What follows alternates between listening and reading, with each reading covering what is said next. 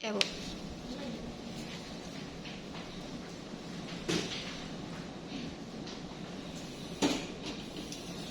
Selamat siang anak-anak. Selamat siang, Bu. Semangat tuh, sekali lagi. Selamat siang anak-anak. Selamat siang, Bu. Ya, terima kasih. Gimana kabarnya hari ini? Alhamdulillah baik, Bu. Oke. Semua baik-baik. Nah, sebelum kita mulai pembelajaran kita, seperti biasa ada baiknya kita berdoa terlebih dahulu. Silakan kepada Ella memimpin doa di tempat duduk saja. Sebelum kita memulai pembelajaran kita pada pagi hari ini, ada baiknya kita berdoa sama Pak Kabar dan kita masing-masing berdoa yang benar.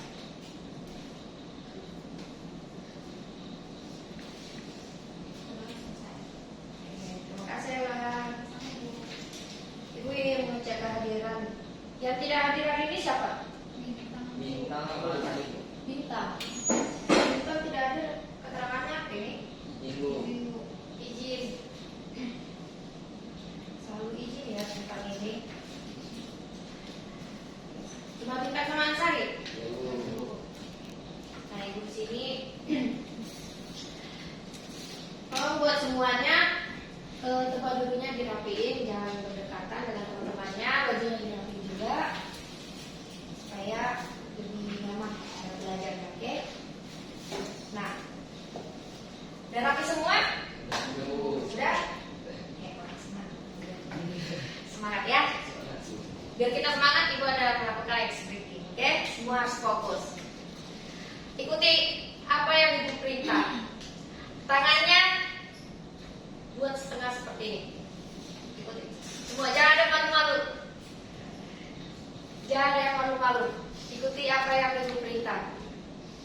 Jika ibu bilang angkat tangan, maka tangannya diangkat.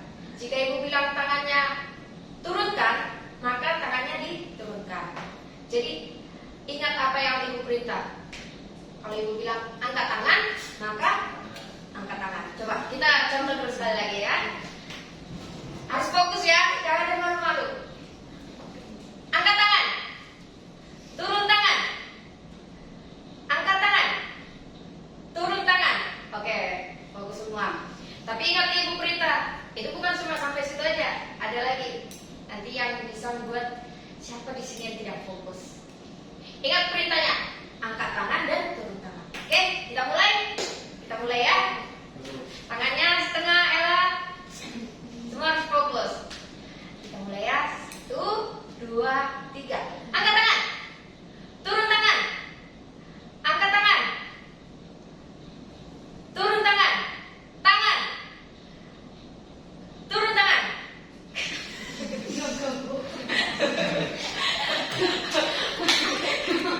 Oke, kita coba sekali lagi ya. Kita coba sekali lagi. Di sini kita ganti. Ini yang duduk sama diri. Kalau ibu bilang duduk, maka duduk. Kalau ibu bilang diri, maka diri. Oke? Diapakan tempat duduk supaya bisa berdiri. Oke? Semua diri. Supaya fokus. Karena kan siang ini pasti lapar, ngantuk, ya kan? Ya. Kalau ibu bilang duduk. Kalau ibu bilang diri. Diri. Duduk.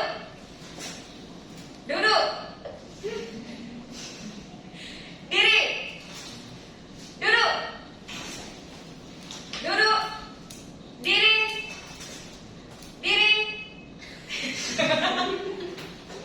Fokus ya.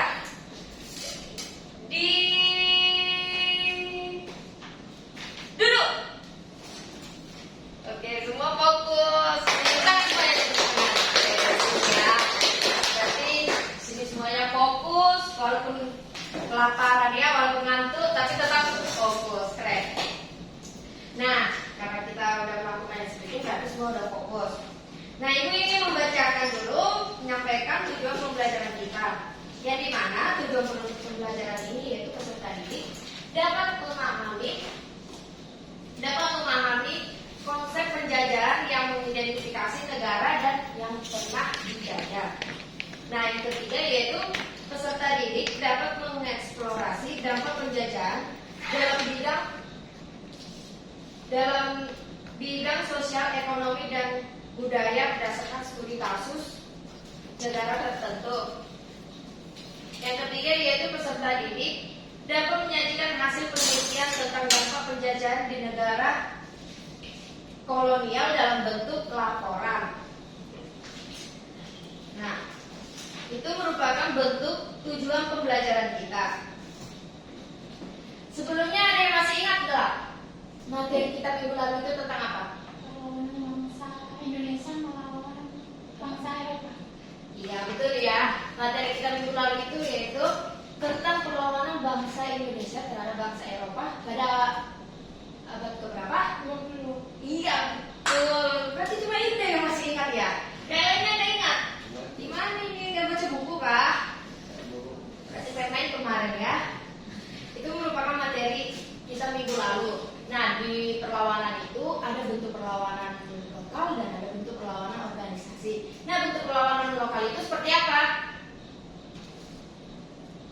Adanya perang apa?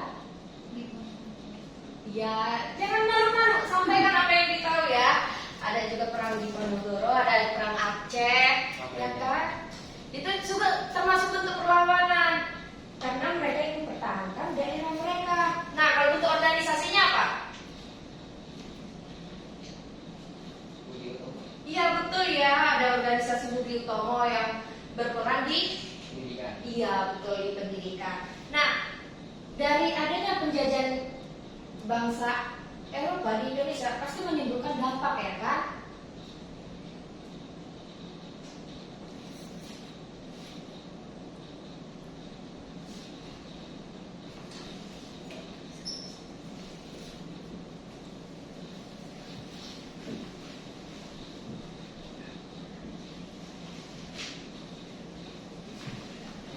Nah, adanya menimbulkan dampak. Lalu apa saja dampak yang terjadi di Indonesia yang ditimbulkan oleh penjajahan asing? Nah, sebelum Ibu jelaskan, itu Ibu ingin bertanya. Di sini ada yang tahu atau ada yang pernah melihat pengaruh budaya luar terhadap kehidupan kalian sendiri? Aduh Bu, Ya, silakan Ella. jadi saya pernah Bu, di antaranya itu media dan teknologi.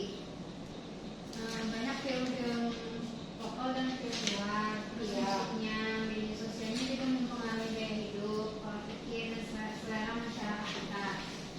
Tren-tren globalnya yang banyak digemari, terus pendidikan dan bahasa juga berperan, penggunaan bahasa asing seperti bahasa Inggris dalam pendidikan dan pekerjaan.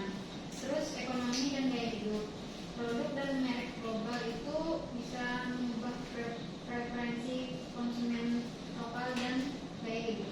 Ya, itu yang Ella pernah rasakan dan Ella lihat. Oke, bagus ya. Nah, selanjutnya di sini ada yang pernah lihat juga lah pengaruh positif yang ditinggalkan penjajahan. Pasti kan setiap penjajahan ada pengaruh negatif dan positif. Nah, pengaruh positif yang kalian rasakan itu apa? Ada yang tahu? Ada Bu, Ya, Ika silakan. contohnya seperti infrastruktur yang dimana banyak jalan raya, jalur kereta api, pelabuhan, dan kanal yang dibangun selama masa penjajahan masih digunakan hingga sampai ini. Dan infrastruktur ini menjadi dasar bagi perkembangan ekonomi modern. Dan ada juga penjajah mendirikan sekolah-sekolah untuk mendidik sebagian kecil masyarakat lokal yang kemudian menghasilkan pemimpin pergerakan nasional seperti Soekarno dan Hatta. Sistem pendidikan ini juga memperkenalkan ilmu pengetahuan dan bahasa internasional. Oke, bagus ya. Itu juga termasuk pengaruh yang ditimbulkan oleh bangsa penjajah. Nah, di sini Ibu ingin menampilkan video. Kita tonton sama-sama ya videonya.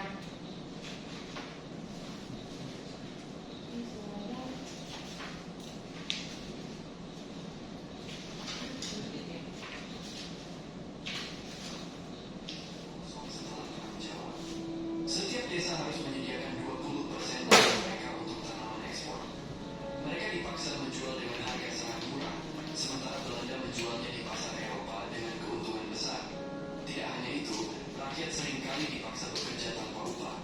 Akibatnya, lahan untuk pangan berkurang drastis, menyebabkan kelaparan di beberapa daerah.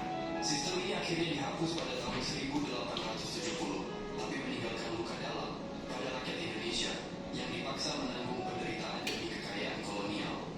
Di atas tanah sendiri, rakyat dipaksa menanam bukan untuk diri mereka, tapi untuk penjajah. Nah itu termasuk video apa? Termasuk tentang kayak dampak yang dirasakan bangsa Indonesia terhadap dirinya bangsa. Iya, itu juga termasuk ya. Tapi dari video ini kan ada dijelaskan sistem tanah bangsa. Nah, berarti pada masa itu penjajah melakukan sistem tanah bangsa di Indonesia, di tanah kita sendiri. Nah, di sini gue menjelaskan yaitu dampak penjajahan. Yang pertama itu dampak penjajahan di politik.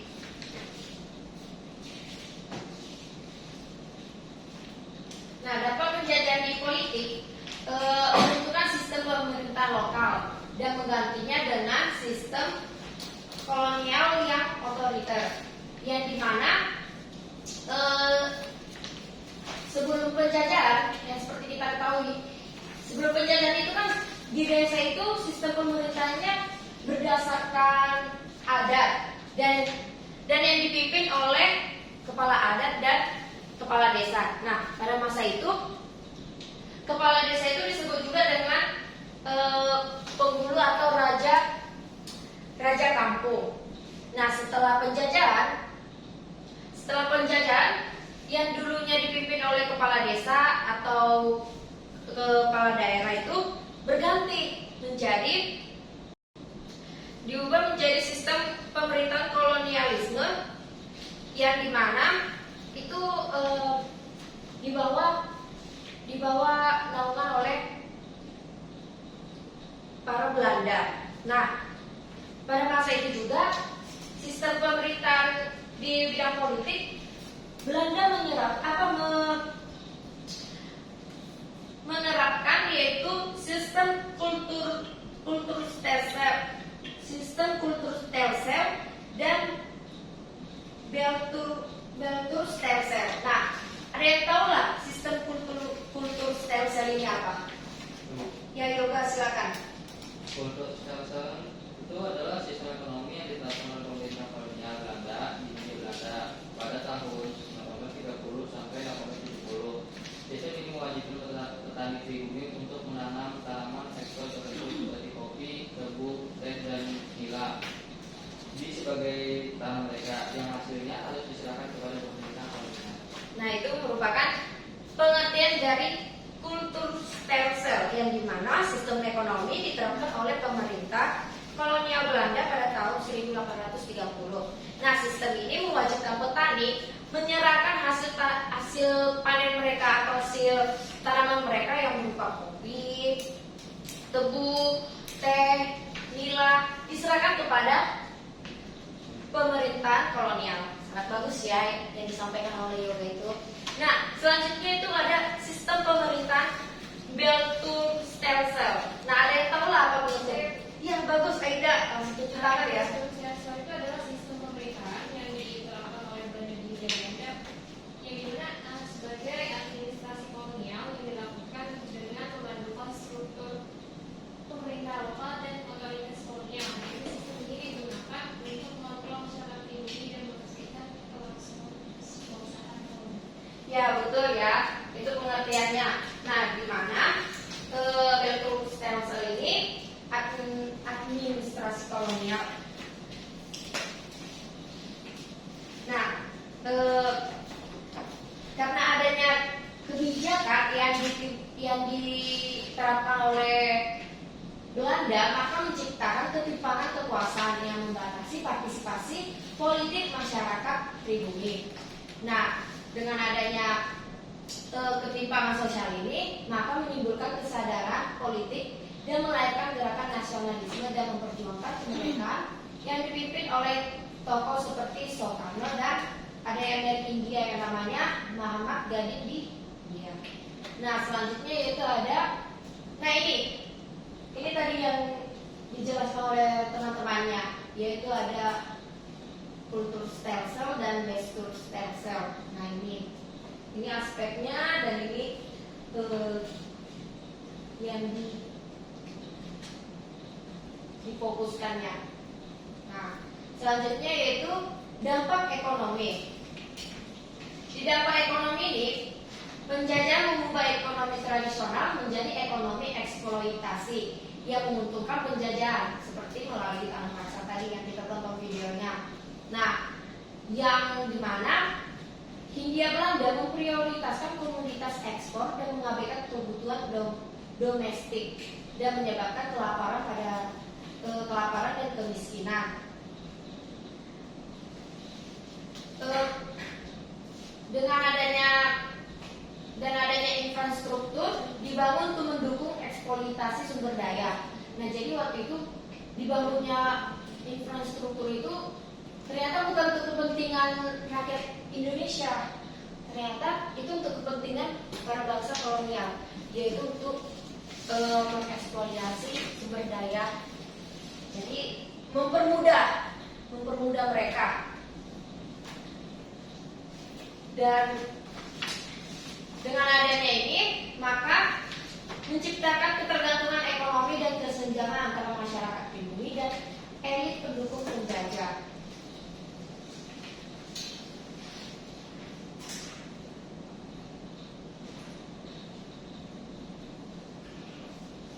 Selanjutnya yaitu dampak budaya. Nah, penjajahan yang mempengaruhi budaya lokal melalui asimilasi paksa, memperlangsungan tradisi dan penggantian bahasa lokal dengan bahasa penjajah.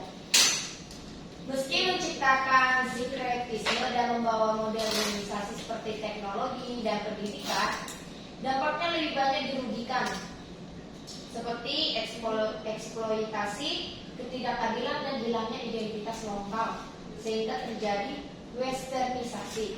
Nah, apa aja contoh westernisasi yang ditimbulkan?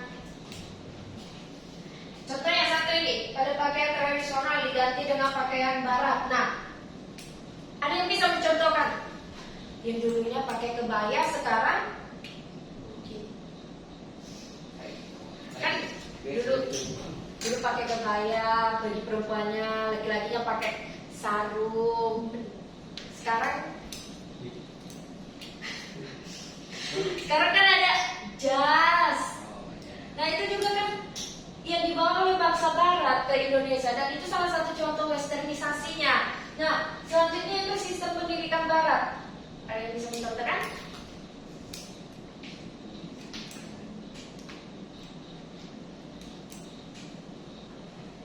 Sekarang kita rasakan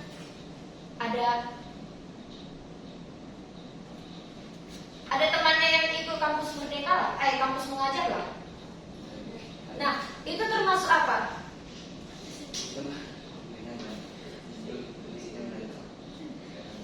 Yaitu kurikulum. Nah, kurikulum itu termasuk sistem pendidikan barat dan yang kita terapkan juga di Indonesia. Nah, selanjutnya yaitu makanan dan minuman. Apa?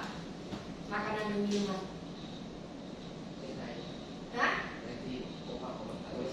Iya, Coca-Cola, burger, McD, pizza, iya betul. Itu juga salah satu westernisasi yang kita rasakan. Nah, selanjutnya ada juga di hiburan dan seni. Hiburan dan seni itu seperti film, ya kan? Film drama Korea sekarang pasti pada nonton, ya kan? Seperti lagu-lagu barat sekarang yang dulunya suka mendengarkan gamelan, ya kan? Sekarang udah berubah menjadi K-pop. Nah, dalam bahasa dan komunikasi yang dulu menggunakan bahasa daerah sekarang menggunakan bahasa Inggris. Thank you, sorry. Itu juga salah satu westernisasi. Pasti sulit kan di sini. Baru arsitektur dan gaya hidup. Nah, arsitekturnya itu seperti yang dulu rumahnya seperti bentuk kayak rumah gadang gitu. Sekarang sudah menjadi minimalis, ya kan, mengikuti gaya-gaya barat. Nah, sistem pemerintahnya juga yang dulu masih di sistem pemerintahan lokal, sekarang berubah menjadi sistem pemerintahan demokrasi, ya kan? Nah, itu termasuk westernisasinya yang ditimbulkan pada budaya. Nah, dampak sosialnya apa? Dampak sosialnya yaitu adanya ketimpangan sosial pada masyarakat pribumi, yang dimana pada saat itu ada dibagi kasta. Nah, kastanya ini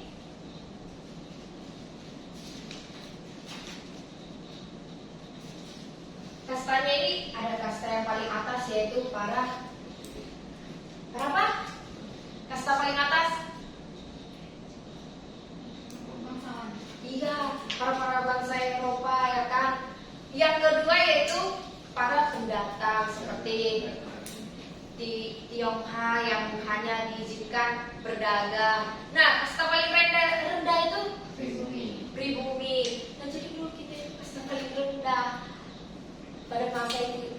Jadi itu yang ditimbulkan dari dampak sosialnya, adanya perbedaan kasta.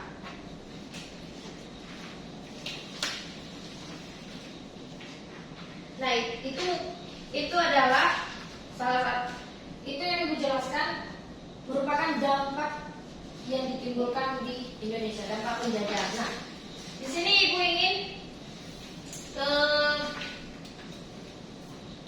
memberi kalian kesempatan, bagi yang kurang paham silakan bertanya. Ya, silakan Putri. Apakah modernisasi yang diperkenalkan oleh penjajah dapat dianggap sebagai hal positif jika dilihat dari sudut pandang masyarakat lokal? Ya, bagus sekali ya pertanyaannya. Apa dampak modernisasi? Apakah itu selalu menguntungkan? Nah, modernisasi seperti pendidikan itu, seperti pendidikan, teknologi dan infrastruktur memang membawa manfaat. Tetapi kita lihat juga modernisasi ini seringkali berfungsi untuk memperkuat kendali penjajah dan bukan untuk kepentingan rakyat atau masyarakat lokal. Nah, misalnya pendidikan, misalnya pendidikan pada saat itu kan sangat terbatas. Hanya orang-orang tertentu yang bisa bersekolah, yang bisa menikmati pendidikan tersebut. Nah, jadi dampak modernisasi ini nggak selamanya memberikan manfaat yang menguntungkan bagi masyarakat lokal. Nah, bagaimana Putri? Paham. Oke. Apa ada yang ingin bertanya lagi? Ya, Yudha, silakan. Bagaimana penjajahan menciptakan ketimpangan sosial dan ekonomi yang masih dirasakan hingga saat ini di negara-negara pekerjaan? Ya, bagus sekali ya pertanyaannya.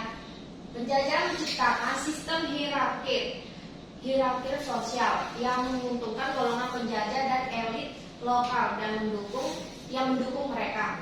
Nah, sistem pribumi ditempatkan di lapisan paling bawah, seperti tadi Ibu jelaskan adanya sistem kasta, ya kan, jadi pribumi itu paling bawah. Nah, sistem ekonomi berbasis eksploitasi sumber daya alam dan tenaga kerja lokal dan hanya menguntungkan penjajah, sehingga terjadi ketimpangan distribusi kekayaan dan ketergantungan ekonomi terhadap komoditas ekspor juga membuat negara bekas jajahan tersebut sulit mengembangkan ekonominya. Nah, sehingga terjadi ketimpangan sosial dan ekonomi. Bagaimana itu? Terima kasih yang bertanya. Sangat bagus ya pertanyaannya tadi. Nah, di sini Ibu ingin membentuk kalian semua bentuk kelompok. Nah, kelompoknya ini nanti karena waktu kita kurang cukup, nanti dijadikan tugas saja ya. Dibentuk kelompok oleh ketua kelasnya, yang juga nanti dibentuk ya, Ibu bagi nanti APD-nya. Nah, di situ nanti kalian membuat laporan. Laporannya itu tentang bagaimana dampak penjajahan terhadap ekonomi, sosial dan politik di Indonesia. Nah, di situ kalian menjelaskan dalam bentuk laporan ya. Nanti Ibu bagi LKPD-nya. Dalam bentuk laporan itu kalian harus membuat pendahuluan yang dimana ada tujuan dan latar belakang penelitian dan ada metode cara pengumpulan data kalian. Pasti kan nggak asal-asal ngambil ya kan? Pasti ada metodenya. Nah, ada hasil penelitiannya dan ada analisis dan pembahasannya. Itu salah satu tugas nanti ya. Tolong dibentuk nanti kelompoknya.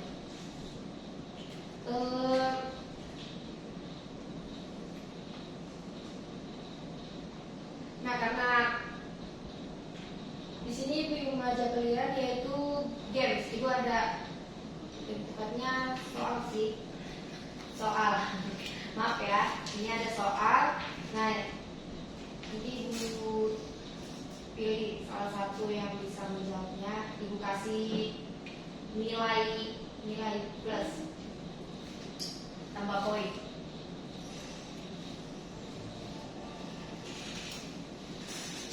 Ada nomor 1, 2, dan 3. Nah, nanti di dalam kolom ini, dalam kotak ini ada soal, dan soal itu nanti kalian jawab ya. Di sini Ibu kasih, ini nggak Ibu tunjuk ya. Ibu, siapa yang mau silakan angkat tangan. Siapa yang mau duluan menjawab? 1, 2, 3. Ada yang mau? Pagi, ya silakan pilih Pagi. Yang belum. 2. Apa dampak utama penjajahan terhadap negara-negara kolonial? Apa jawabannya? A atau B? B. Terjadinya perubahan struktur ekonomi dan pengaruh terhadap sistem sosial di negara kita. B. Kita lihat ya, apakah benar atau salah? Ya, betul benar ya. Tekan dong. Benar ya. Itu merupakan dampak penjajahan di negara kolonial. Nah, selanjutnya ada yang mau jawab? Ya, kepada Ida silakan pilih. Nomor 1. Pada masa penjajahan, sistem ekonomi yang diterapkan oleh penjajah wilayah kolonial seringkali bersifat A. Kita lihat benar atau salah? Nah, salah. Jawabannya B ya. Nah, itu nomor 3. Siapa ini yang terakhir? Yoga, ya silakan. Salah satu dampak sosial dari penjajahan di negara-negara kolonial. Lah, dua ternyata. Ntar kita ulang ya. Bisa diulang Pak. Jadi nomor 3 karena tadi sudah duluan. Nah, salah satu dampak sosialnya itu apa jawabannya Yoga? A, B. Yuk, waktu mau habis. B. Terbentuknya kesenjangan sosial antara kaum pribumi. Iya, betul ya jawabannya B. Itu termasuk dampak sosialnya seperti yang tadi dijelaskan. Nah,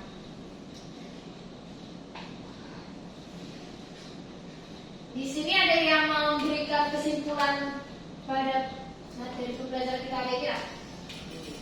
Ya, silakan Fakih beri kesimpulannya. Penjajahan membawa dampak besar bagi negara-negara yang menjadi negara jiran, baik dari segi aspek politik, ekonomi, sosial maupun budaya, yang dimana sistem pemerintahan tradisional dihadirkan dan tergantikan oleh struktur kolonial yang beragam. Kemudian juga menciptakan ketimpangan, kekuasaan, dan pembatasan partisipasi politik bagi masyarakat lokal. Dalam bidang ekonomi, penjajahan memperkenalkan eksploitasi sumber daya dan tenaga kerja yang membentuk ketergantungan ekonomi yang berlanjut hingga pasca kolonial. Dari segi budaya, penjajahan seringkali memberangus tradisi lokal, namun juga menghasilkan sinkretisme yang memperkaya sekaligus mengubah identitas masyarakat asli. Meskipun membawa elemen modernisasi seperti pendidikan, teknologi, dan infrastruktur, tujuan utamanya adalah mendukung eksploitasi budaya. Ya, bagus sekali ya. Bagus sekali kesimpulan yang diberikan oleh Fakih.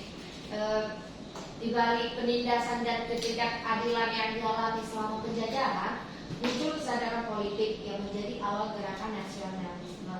Nah, kesadaran ini akhirnya memicu perjuangan untuk meraih kemerdekaan yang berfungsi sebagai titik balik dalam sejarah negara-negara jajahan. Nah, warisan penjajahan baik yang positif maupun negatif terus membentuk dinamika sosial, politik, dan ekonomi negara-negara pasca kolonial, dan dampaknya masih dapat kita rasakan hingga saat ini. Dengan kesimpulan tadi, maka berakhirnya materi pembelajaran kita hari ini. Sebelum kita menutup pembelajaran hari ini, silakan kepada, tadi sudah Ella ya, sekarang gantian temannya, kepada Putri memimpin doa. Silakan. Sebelum mengakhiri pembelajaran kita pada hari ini, ada baiknya kita berdoa terlebih dahulu. Berdoa selesai. Terima kasih Putri. Terima kasih buat semuanya yang telah ikut berpartisipasi dan hadir dalam kelas hari ini. Ibu ucapkan selamat siang. Siang, Bu.